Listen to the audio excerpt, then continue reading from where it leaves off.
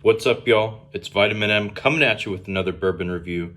And today, happy Saturday to y'all. And it is a happy Saturday for us Yellow Jacket fans. Knocking off number 4 Miami. Can't stand those guys at all. Call them Thug U. Take that, y'all. We had a great time there, and my gosh, everyone was going nuts. I think they stole both the field goal posts, and they're around campus and a bunch of different pools and stuff last I saw about it. But man, great game. That was a heck of a fun time, and it's been wild today with, UGA losing to Ole Miss and a couple other games going on. I think Alabama should be easily beating LSU, but wanted to make a quick video because I'm feeling something funky tonight, and I've been wanting to crack this one open, and I wanted to save this one for a video. So this one should be shorter. I'm not anticipating this one being 15 minutes, but this is Baker's 13, as you can see. This is the 2024 release. This has been an annual release, I think, for the past year or a couple of years or something like that. But this is the 2024 release here. So I haven't been on a great relationship with Jim Beam products in general, just because, like I've mentioned before, kind of the peanut taste or the nut undertone of a lot of their products.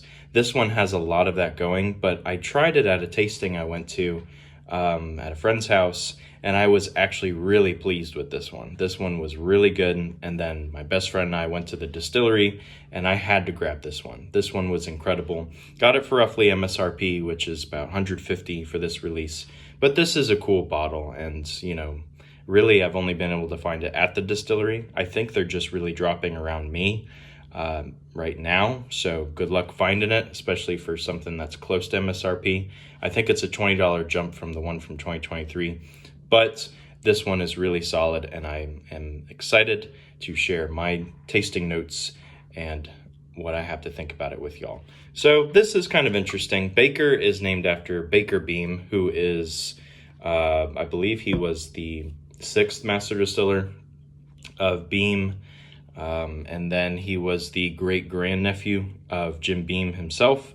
So that's pretty cool. That's about it. And then they started making Baker's 7 and then Baker's 13 eventually in honor of him, and kind of a lot of their main strains of yeast and stuff that they use. He worked there from 1950s or so to like 1992, so they started releasing this lineup in the early 90s.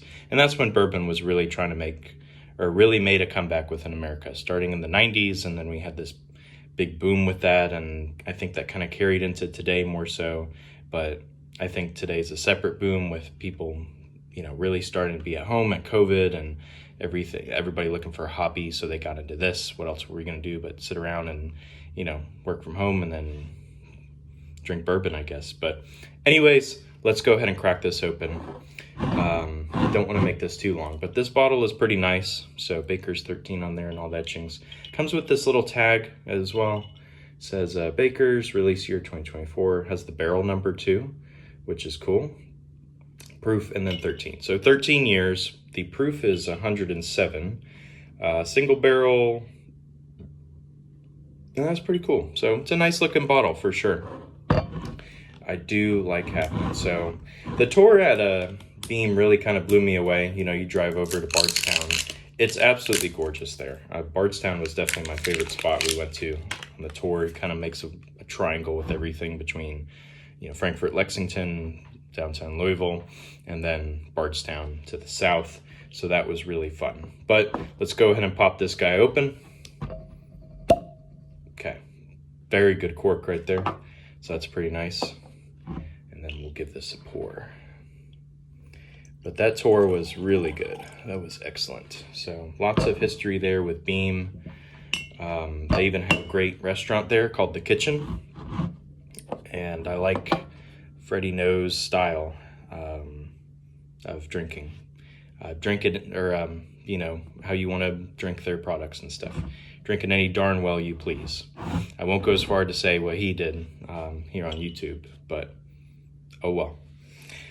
Anyways, have a nice pour of this, so let's take a look at the color. Nice little copper. It's kind of in between like a copper and an amber color.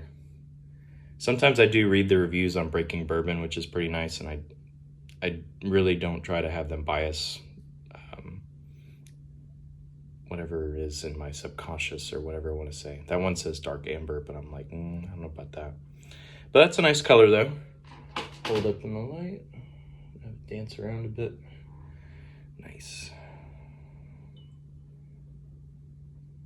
Cool. It's making a good lip around there at the top. Kind of like wine. It makes these rings around. Unless it drops or more different colors you see, it's better. I don't remember what I learned in my wine class. I don't know how much it appeals. You know, applies to bourbon as well. Place this here for y'all. Check this out. And we'll take a whiff of the nose. Ooh. It's definitely nutty for sure. But it's more of an almond kind of nut. That kind of nuttiness going on, like a little bit of blackberry that's in there as well. That's kind of interesting. Like raspberry, blackberry. There's not a whole lot of caramel butterscotch kind of thing going on. There's a little bit of vanilla, but it's definitely like very fruity and nut with it. You know, I don't want to say tobacco, but some kind of other spice that's sitting on there. Not paprika. I don't know, but it's like some kind of spice or seasoning as well in there. But lots of nut, lots of fruit, blackberry especially, which is kind of good.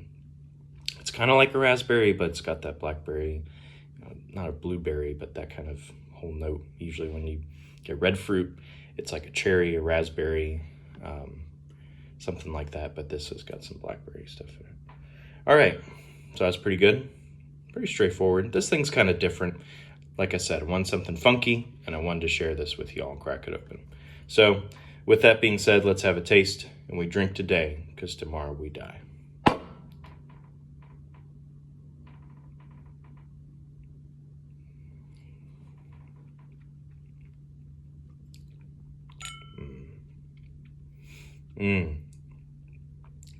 Oh yeah.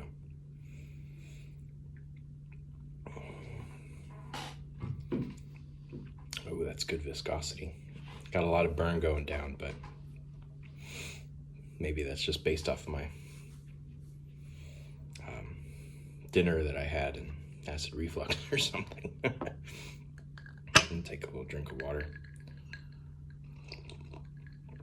Cleanse my palate, but ooh, there's a lot of peppery notes on this. Like there's a lot of pepper, which is good. Still that almonds nuttiness kind of taste. It's not a peanut taste like I get on Old Granddad, which is another Jim Beam product that they got from National Distillers when they folded. That's another story for another day, but it still has that nuttiness to it. Still a little bit of that blackberry. It's very dark on the back as well, like a leathery texture, tobacco as well. There's a lot going on with this.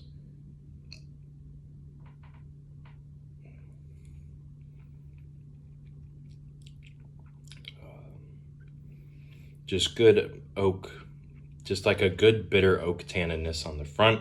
The pepper kind of like goes over your tongue the whole way through, and then you get the dark notes on the back, you know, kind of a little bit of like a burnt taste, but nothing overpowering, but a good leatheriness, a little bit of tobacco kind of spice on the back, but it, you know, it's a good burn going down. A little bit of that blackberry still there, but that almond note is still kind of there, still kind of that nuttiness as well.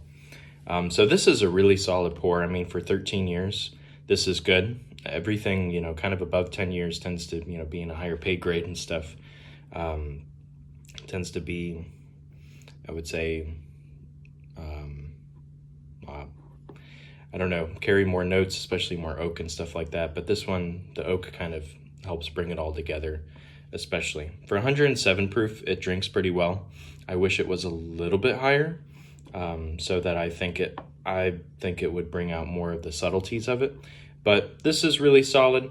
I would give this a nice 7.5 out of 10. Good pour, something funky, something different, but this is really good if you're looking for this.